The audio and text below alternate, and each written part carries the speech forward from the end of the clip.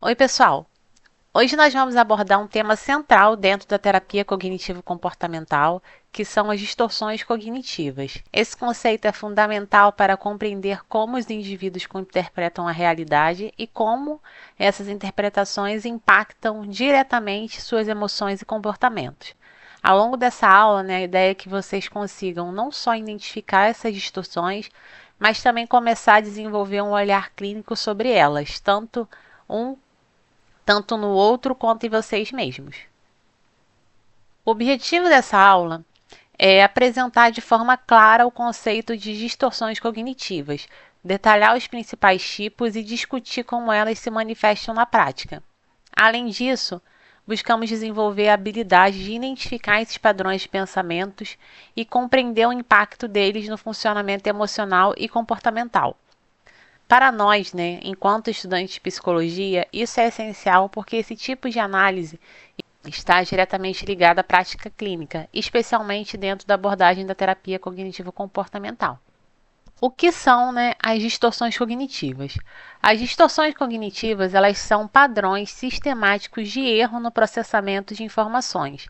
Elas fazem parte dos chamados pensamentos automáticos, que são rápidos, espontâneos e muitas vezes não questionados. De acordo com Aaron Beck, esses pensamentos eles estão ligados às crenças centrais e intermediárias do indivíduo e influenciam diretamente a forma como ele percebe a si mesmo, o mundo e o futuro.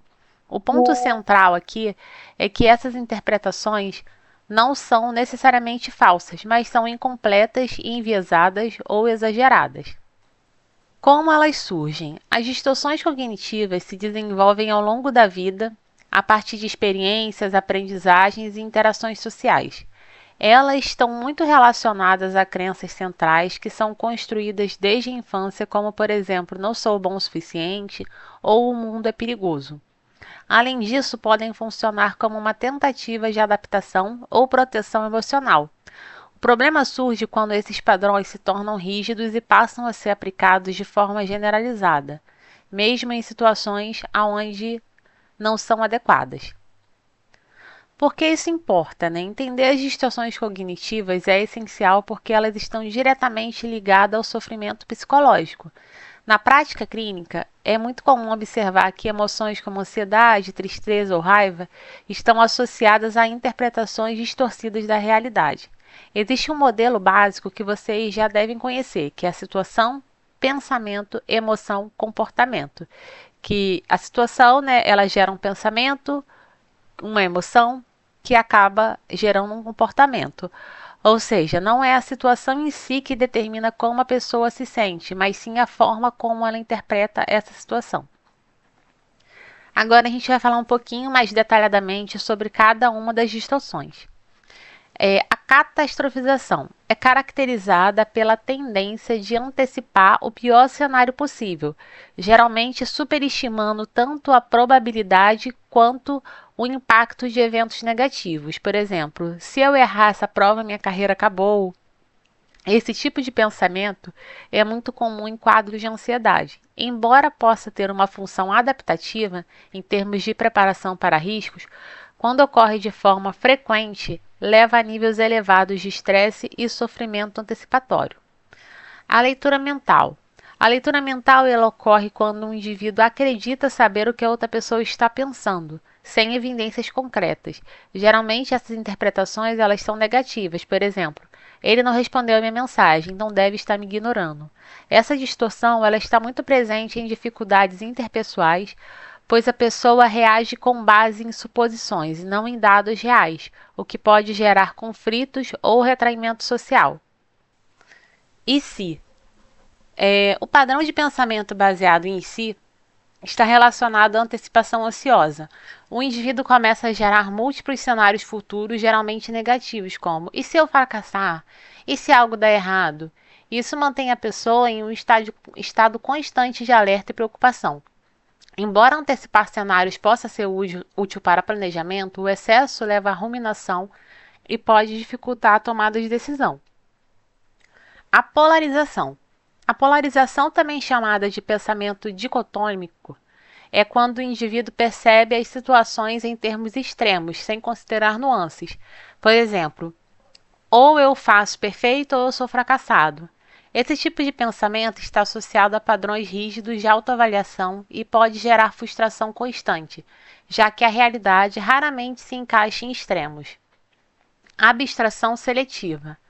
A abstração seletiva ocorre quando o indivíduo foca em um único aspecto negativo de uma situação e ignora todos os outros elementos, especialmente os positivos. Por exemplo, receber vários elogios e uma crítica e fixar apenas na crítica. Isso contribui para a manutenção de crenças negativas e reforça uma visão distorcida da realidade. Rotulação. A rotulação envolve atribuir um rótulo global a si mesmo ou a outros com base em um comportamento específico. Por exemplo, eu errei, então eu sou incompetente. Essa distorção ignora a complexidade do indivíduo e reduz sua identidade a um único aspecto, o que pode impactar negativamente a autoestima. Minimização e maximização.